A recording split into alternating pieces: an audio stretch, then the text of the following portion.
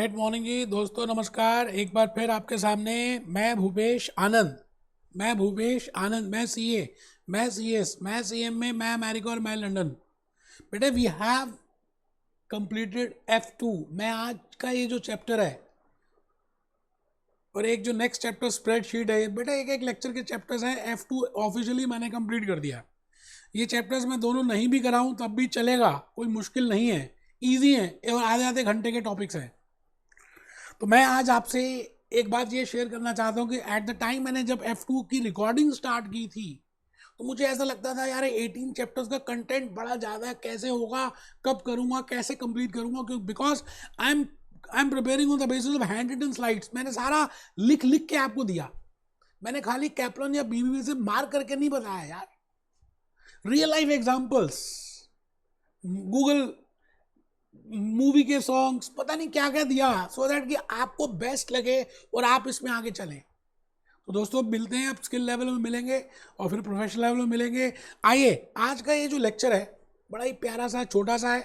मैं इस समय लेक्चर नंबर 1 में हूँ। आज लेक्चर 1 है और लास्ट लेक्चर है जी चैप्टर 17 का। आज ही मैं कंक्लूड भी कर दूंगा क्योंकि कुछ है ही नहीं यार। प्रेजेंटिंग इन्फॉर्मेशन, मैं आज के इस चैप्टर का नाम डाल रहा हूँ जी प्रेजेंटिंग इन्फॉर्मेशन। प्रेजेंटिंग इन्फॉर्मेशन आप सब कैप्लन अपने सामने रख लें। This is chapter 17। इसका मतलब जो भी कुछ मैंने 16 चैप्टर्स तक किया, up to 16 chapters. Firstly I started with introduction of management accounting, तो उसके बाद मैंने 9 चैप्टर्स तक कॉस्ट अकाउंटिंग की बातें की, फिर बजटिंग की बातें की, कैपिटल बजटिंग की बातें की, स्टैंडर्ड कॉस्टिंग की बातें की, परफॉर्मेंस मेजरमेंट की बातें की, and specifically from last chapter number 14, 15, 16, this is 17th, sources of data, information, analysis of data, forecasting of data. बेटा आपने सब कुछ इकट्ठा तो कर लिया, अब मुकेश अंबानी को आप शो कैसे करेंगे, how you will present it.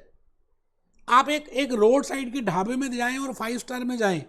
मैं कहता हूँ मेन डिफरेंसेस ऑफ प्रेजेंटेशन। मैं आज आपके सामने लेक्चर ले रहा हूँ, मैंने आपके सामने ब्लेजर भी लगाया, टाई भी लगाई, तो आपको एक अलग फील आ रही है। मैं यही लेक्चर अगर टी शर्ट में लेता तो अलग फील आती, बैठ के लेता तो अलग फील आती। It means it is the most important task कि आप अपने आप को प्रेजेंट कैसे करते हैं। So as a ACCA how you will present it, that plays a very important role दोस्तों। और मैं आज बड़ा खुश हूँ। I want to share with you that happiness, that the day I started with F2 and now today I have completed all that, and we have specifically in last 4 chapters. When I say chapter 14, sources of data, when I say chapter 15, analyzing data, when I say chapter 16, forecasting techniques, बेटे ये 17, 18 तो एक एक lecture के हैं, नाम के chapter हैं, है कुछ नहीं। चलिए जी, मैं चाहता हूं कि आप एक बार दोबारा से देख लें। सोर्सेज ऑफ डाटा हमने किया, एनालिसिस किया, फोरकास्टिंग किया, I am on to presenting, और नेक्स्ट लेक्चर, नेक्स्ट चैप्टर है स्प्रेडशीट का।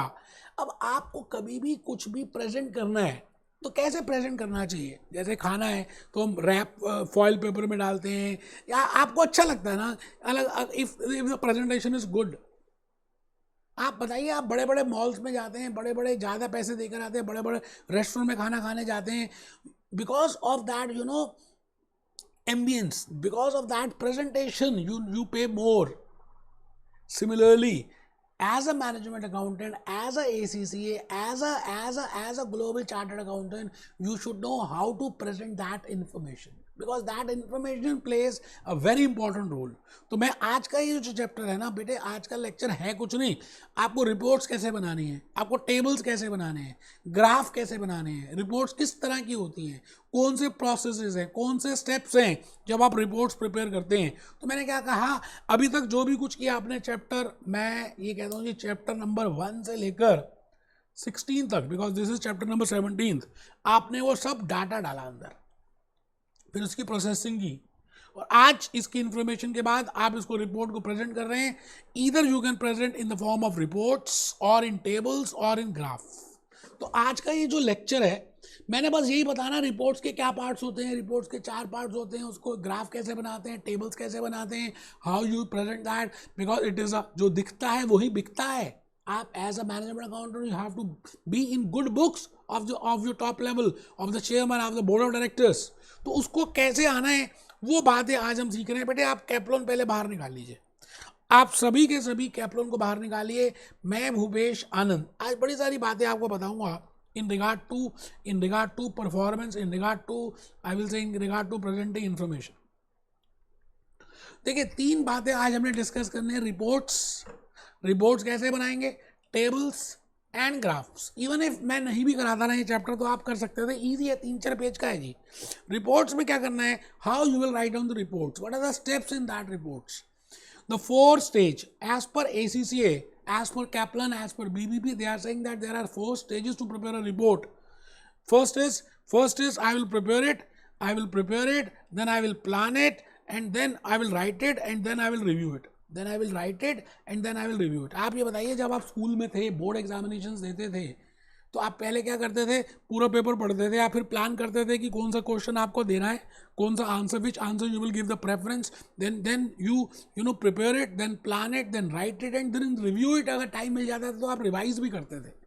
बिल्कुल वैसे ही as a management accountant you have to firstly plan it, you have to firstly prepare it, then you have to plan it. तो preparation पहले करनी है। Determine the type of document required, detailed report, short memo, discussion notes etcetera. अब आपने इतनी सारी discussions की, sales manager से, डिफरेंट पार्टी से, डिफरेंट कस्टम, तो उस सब का proof. Establish the user of the information. आपको ये भी चेक करना है कि आप जो इन्फॉर्मेशन दे रहे हैं वो किसको, who is the user, whether Mukesh Ambani is the user, whether Nita Ambani is the user, क्या उनके बच्चे यूजर हैं, किसको देना है, whether production manager is the user, and find out what the report will be used for. The report will be often to be aimed at providing information to help management to make a decision.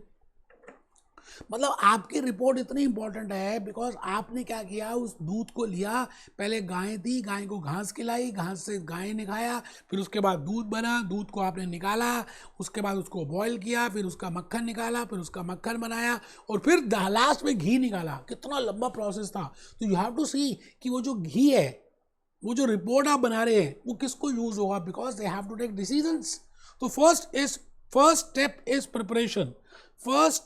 Preparation. I think ये पहली बात समझ आ गई। दूसरी बात, select the relevant data. अब आपके पास data तो बहुत सारा है, उसमें से कौन सा रेलेवेंट डाटा आप अपनी रिपोर्ट में देना चाहते हैं, समराइज करें, एनालाइज करें। I think I have already given कि how to summarize that, how to analyze that, how to use the techniques, how to use that mean, deviation, सब कुछ बताया आपको यार मैंने।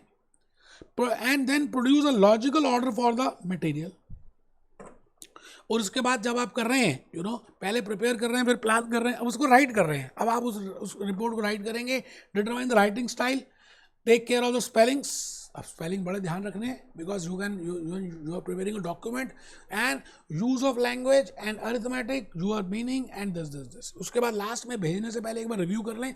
जैसे आप ईमेल भेजते हैं तो पहले रिव्यू करते हैं ना, पहले सोचते हैं, सब्जेक्ट लिखते हैं, प्लान करते हैं, प्रिपेयर करते हैं, राइट करते हैं, और उसके बाद रिव्यू करते हैं। ठीक है जी। The structure of a report, उसमें टाइटल होना चाहिए, इंट्रोडक्शन होना चाहिए, एनालिसिस, कंक्लूजन, दिस। जैसे आप एक ईमेल लिखते हैं तो पहले आप टू लिखते हैं, फिर सीसी, फिर बीसीसी, फिर सब्जेक्ट, फिर उसका मेन बॉडी, फिर उसका starting, main body, conclude, summary. Similarly, a report has to be prepared as per that only. So first is the title, and the top of your report should show the report to who it is from and why it is, what is the heading. जैसे email में हम पहले heading, we write down the subject, showing what information was requested, the work done, and where results and conclusions can be found. Analysis, presenting the information required as per series. And I have given you so many analysis tools. With help of that, you have analyzed that. Mean निकाला आपने, ये निकाला है, standard deviation calculate किए, you have given the spread. Okay. So English का ध्यान रखना है भाई साहब। आपने देखा होगा F1 में, F3 में, स्पेसिफिकली इन F1, इंग्लिश थोड़ा सा अच्छा होना चाहिए आपका, बिकॉज आप अगर बार बार उसको रीड करें तभी, because that language is somewhat difficult. मेरे अपने स्टूडेंट्स हैं जो कहते हैं जी थोड़ा सा हमें फर्स्ट अटेम्प्ट में इसलिए प्रॉब्लम है कि हम प्रॉपरली वो इंग्लिश समझ नहीं पाए। ठीक है, तो आपकी इंग्लिश अच्छी होनी चाहिए। Guidelines, avoid excessive long sentences, avoid over long words, acronyms use करें, टेक केयर ऑफ दिस। ये तो सिंपल सी बात है यार, आप आई थिंक समझ रहे हैं। मैं आ गया जी रिपोर्ट्स में। आई थिंक आपको समझ आ गया कैसे रिपोर्ट्स बनानी है और रिपोर्ट बनाते समय किन बातों का ध्यान देना है। टेबल्स, टेबुलेशन, बेटे ऐसा है ना, आप जो भी कुछ इतना कुछ है आपके पास, अगर आप उसको टेबल फॉर्म में लिखते हैं, रोज में, कॉलम्स में, तो ज़्यादा बेटर वे ऑफ प्रेजेंटेशन है, और सामने भी आप properly you can communicate that. So tabulation is the process of presenting data in the form of table, an arrangement of rows and columns.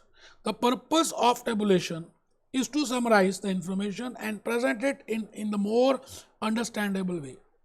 बड़ी सिंपल सी बात है, जब आप उसको करते हैं तो it is more understandable way. The rules of tabulation, देखिए जी कुछ रूल्स हैं टेबुलेशन के जो आपको समझने हैं. उसमें टाइटल होना चाहिए, सोर्स होना चाहिए, यूनिट्स होने चाहिए, हेडिंग्स होने चाहिए, टोटल्स होने चाहिए, परसेंटेजेस एंड रेशियोज होनी चाहिए. जैसे आप करंट रेशो निकाल रहे हैं तो टेबल तब ज़्यादा अच्छा लगता है. जैसे आप पाव भाजी खाते हैं तो उसमें पाव होने चाहिए, भाजी होनी चाहिए, नींबू होना चाहिए, प्याज होना चाहिए, चटनी होना चाहिए, मक्खन होना चाहिए, तो आपको लगता है दिस इज होलसम पाव भाजी. It means table should have a title. The table should be a clear and this the source of material, आपने वो डाटा कहाँ से लिया है, okay. And the unit of measurement generally हमने देखा होगा कि इन थाउजेंड्स और इन मिलियन में डॉलर्स में कन्वर्ट करते हैं.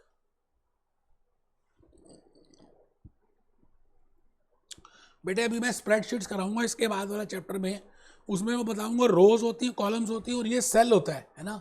So that you can define A1 C1. It means A1 row one column 1. It means आप आराम से उसको नंबरिंग दे सकते हैं so that you can change it. मैं आ गया जी लास्ट में. आपको जब भी प्रेजेंट करना है the best way is graphs and charts. Reports अच्छे हैं, टेबल्स भी अच्छे हैं, बट बेटे अगर आप उसको चार्ट में बना देते हैं, चित्र बना देते हैं, चित्र के रूप जैसी, तो ज़्यादा बेटर लगता है. तो ग्राफ कैसे बनाने चाहिए, किस तरह के ग्राफ्स होते हैं, बार चार्ट्स क्या होते हैं, लाइन ग्राफ्स क्या होते हैं, स्कैटर क्या होते हैं, पाई चार्ट्स क्या होते हैं, बस यार कंप्लीट हो जाएगा. बार ग्राफ का मतलब आपको पता ही, हम बार्स बनाते हैं. ये बनाए हुए हैं आपने यार, मैं इसलिए बार बार नहीं बता रहा, बार्स बनाए हुए हैं.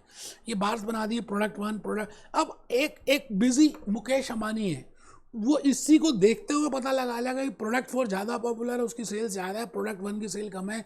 उसको इतनी बड़ी रिपोर्ट्स या पूरे टेबल्स को एनालाइज करना नहीं है, समझना नहीं है. तो गाड़ी में चलते चलते भी ही कैन वॉच कि which product is doing good and which scheme is not good as per the bar graph. तो इसके कॉम्पोनेंट्स आप देख लेना, ईजी है, कुछ मुश्किल है भी नहीं. मैं आ गया जी नेक्स्ट में. बार के बाद ये बेटा, ये मेरे को ये चैप्टर कराते हुए भी शर्म आ रही है, सच्ची सी बात. तो लाइन ग्राफ में क्या हम लाइन्स ड्रॉ करते हैं, quarterly sales for example business x की. अब जैसे यहाँ पे लिखा है क्वार्टर 1 में इतनी सेल्स थी, क्वार्टर 2 में इतनी थी, it means it is showing a increasing trend. तो लाइन ग्राफ कुछ पर्टिकुलर पर्पस के लिए बनते हैं, बार ग्राफ कुछ दूसरे पर्पस के लिए बनते हैं. ठीक है जी, तो आप इसको आराम से देख लेना. मेरे को लगता है कि आप कर सकते हैं, इजी है, कुछ मुश्किल नहीं है. मैं ऑफिशियली एक बार बना रहा हूँ. स्कैटर ग्राफ मैंने बताया था, जैसे रिग्रेशन एनालिसिस जब हमने किया था और line of best fit calculate करनी थी, तो स्कैटर डायग्राम बनाकर भी हम लाइन ऑफ बेस्ट फिट निकाल सकते थे. तो स्कैटर का कुछ नहीं है जी, बस हमने डाटा डाला और इसमें से लाइन ऑफ बेस्ट फिट की, और फिर मैंने कहा था ये बी है, इसकी स्लोप भी निकाल सकते हैं. कैसे, N sigma summation of xy minus summation of x into summation of y upon n summation of x square minus summation of x whole square. याद है? तो ये आप बेस्ट फिट स्कैटर के कर सकते हैं. मैं आ गया जी पाई चार्ट में. पाई चार्ट का मतलब है, जैसे मैं I am running Bhupesh classes centre, तो इसमें हम CMA USA की सेल कर रहे हैं, CFA USA की सेल कर रहे हैं, ACC की सेल कर रहे हैं. तो एक पाई चार्ट में हम बता देते हैं कि टोटल सेल अगर इतनी हो तो इसमें कितनी, इसमें इसकी कितनी, उसकी कितनी. तो पाई चार्ट से और ज़्यादा हमें पाई पता चल जाता है जैसे. तो आई थिंक पाई चार्ट भी आप देख सकते हैं बेटे. अब इसके क्वेश्चंस आप अपने आप देख लेना, एक आध क्वेश्चंस हैं, मेरे को नहीं लगता कि मैं कराना चाहिए. तो बड़ी सिंपल सी बात है जी. Whenever you want to present it, you can present in reports, in tables, in graphs. And graph में bar graph, line chart, scatter graph, pie chart. And tables में रोज होनी चाहिए, कॉलम्स होनी चाहिए, टाइटल होना चाहिए, सब्जेक्ट होना चाहिए, इंग्लिश अच्छी होनी चाहिए. वो सारी बातें मैंने बताई हैं. इसको थोड़ा सा रीड करना, मुझे लगता है मोर देन एनफ है. Be happy, B jolly, B cheerful. Next chapter number 18 में भी एक ही लेक्चर लगेगा स्प्रेडशीट में, टेंशन मत लेना.